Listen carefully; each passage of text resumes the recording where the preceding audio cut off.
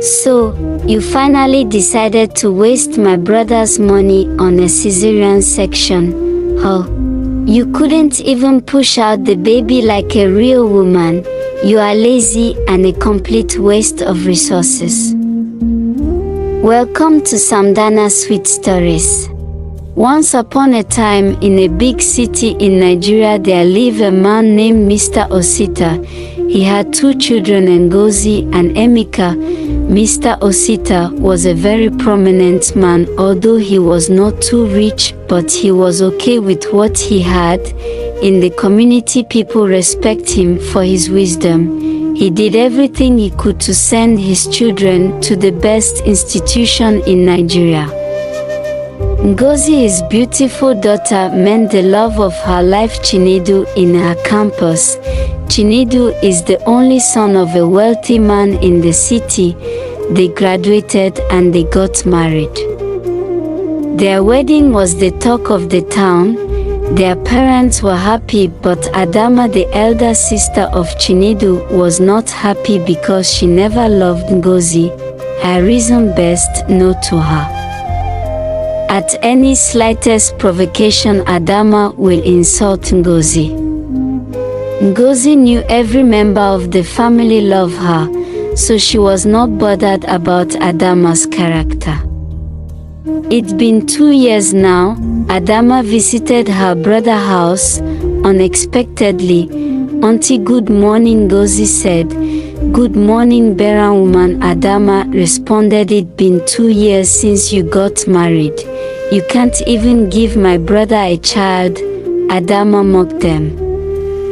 "I have never been in support of you marrying this good-for-nothing girl," she said to Chinedu.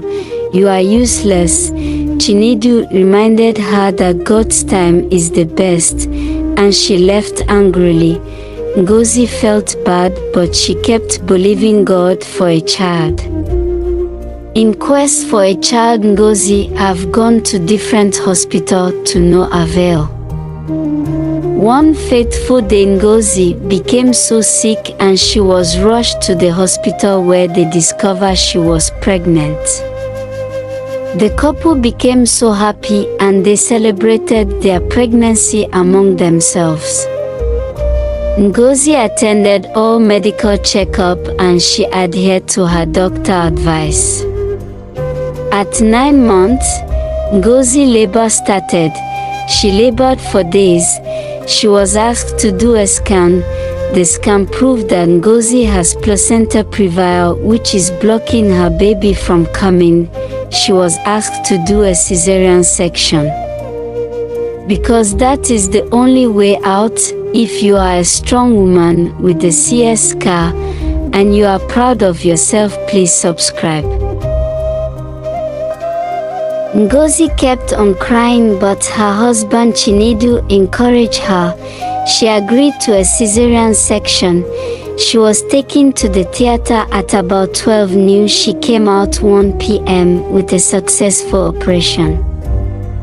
The doctor had just announced that the Caesar surgery was a success. Mother and baby were both healthy. Ngozi lay in her hospital bed, exhausted but elated, cradling her newborn baby boy in her arms. Her husband, Chinedu, beamed with pride beside her, snapping photos to send to their family WhatsApp group. Next day, Chinedu's sister, Adama, visited Ngozi in the hospital, carrying a bouquet of flowers and a condescending smirk. "So, you finally decided to waste my brother's money on a cesarean section." "Oh," she said, eyeing Ngozi's surgical scar. "You couldn't even push out the baby like a real woman. You are lazy." Ngozi felt a sting from Adama's words, but she tried to brush it off, focusing on her baby's gentle coos.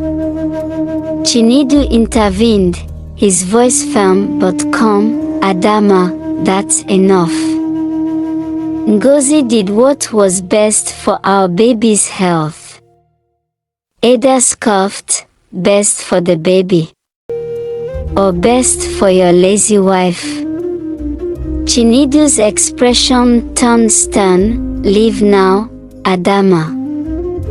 You're not welcome here if you can't show respect. Adama stormed out of the hospital room, leaving a heavy silence behind. Chinedu turned to Ngozi, his eyes apologetic. I'm so sorry, my love. My sister has no right to judge you. Ngozi's eyes welled up with tears. It's not just her, Chinedu. I've been feeling like a failure as a mother, like I didn't do it right. Chinedu took her hand, his voice gentle. You did what was best for our baby, and that's all that matters. You're an amazing mother, Ngozi. Ada went home celebrating her insult to her brother's wife. Days passed, and Ngozi returned home, her baby boy, Chokuma, thriving in her care. Adama's mocking words still lingered, but Chinedu's unwavering support and his mother's wisdom helped her shake off the doubts. Please guys, subscribe, like, comment and share. You didn't fail, Ngozi, her mother said. You chose life, and that's a strength, not a weakness. As she settled into motherhood, Ngozi discovered a fierce love and determination she never knew she had. Weeks turned into months, and Ngozi found her footing as a mother. One day, Ngozi and her family had to attend a family wedding. It was Chima's Chinedu cousin's wedding. Guests of all kinds were present. Different family members from far and near attended the wedding.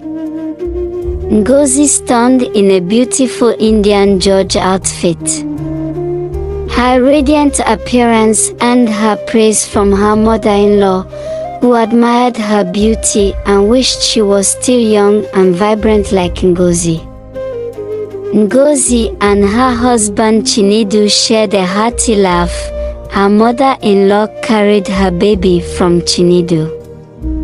As they mingled, Adama and her friends arrived the venue, but instead of warmth, they brought a chilly atmosphere. Adama gazed at Ngozi with disdain, remarking, "What is this lazy woman doing here?" Adama said to her friends, "I will teach her a lesson." The kind-hearted Ngozi, not minding the past troubles Adama has caused her, approached her with a kind smile, but Adama interrupted, "You good-for-nothing woman that can't even push the baby like a real woman. As lazy as you are, do you think you can impress us with your beauty?" Adama's friend snickered, adding, "Don't infect my cousin with your CS scars. We don't need that in our family."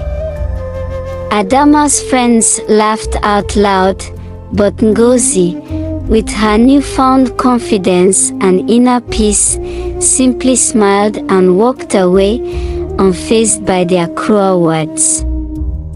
Her grace and poise left a lasting impression, and Adama's negativity only highlighted Ngozi's strength and beauty.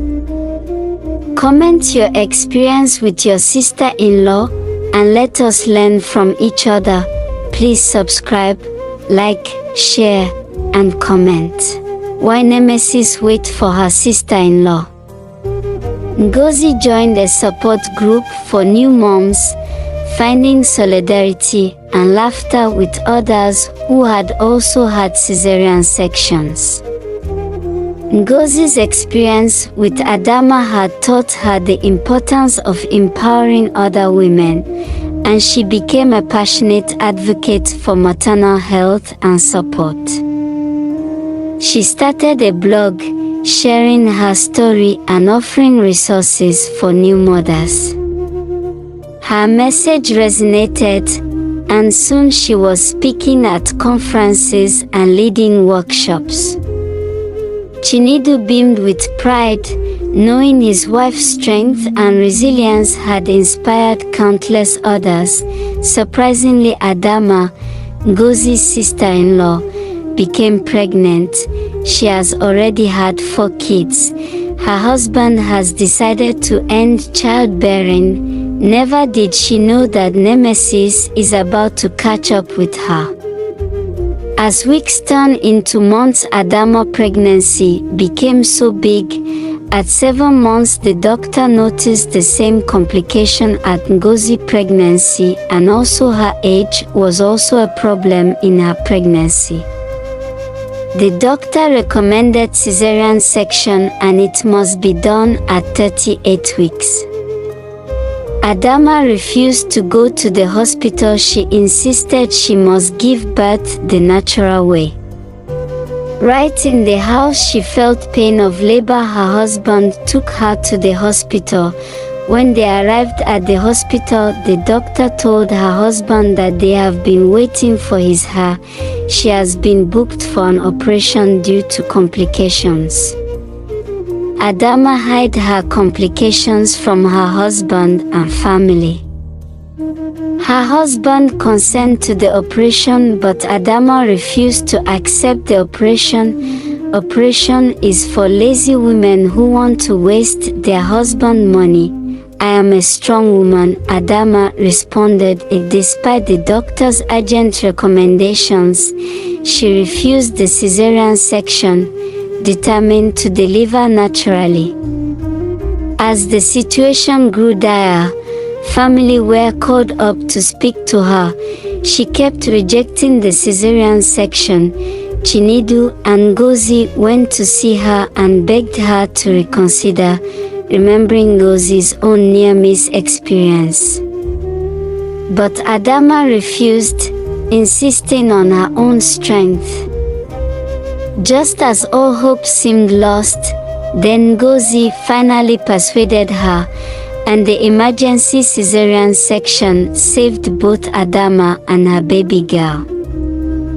As they recovered, Adama broke down in tears, finally understanding Ngozi's journey and the value of prioritizing life over pride. As Adama recovered, Ngozi visited her, cradling her own baby Chokuma in her arms. The two women shared a tearful embrace, their past disagreements forgotten. Adama whispered, "I was so blind, Ngozi. I almost lost my daughter because of my pride. Thank you for being a beacon of strength and wisdom." Ngozi smiled, her heart full of love and forgiveness. "We are sisters, Auntie Adama. We support each other, no matter what." And with that, the two women began attending the same support group, sharing their experiences and offering guidance to others. Ada became an advocate for maternal health, using her own story to encourage others to prioritize their well-being. Value everyone around you, as they celebrated the successes of their children and the power of sisterhood. They knew that no matter what challenges lay ahead, they would face them together as a family. This story teaches us the importance of empathy, understanding, and support in our relationships, especially among women. Ngozi's journey shows us that prioritizing life and well-being over pride and societal expectations is crucial, and that seeking help and support is a sign of strength, not weakness. I am a proud mother. I chose life. The end. Please like, share, comment your experience on childbirth. Let us learn together. And please remember to subscribe.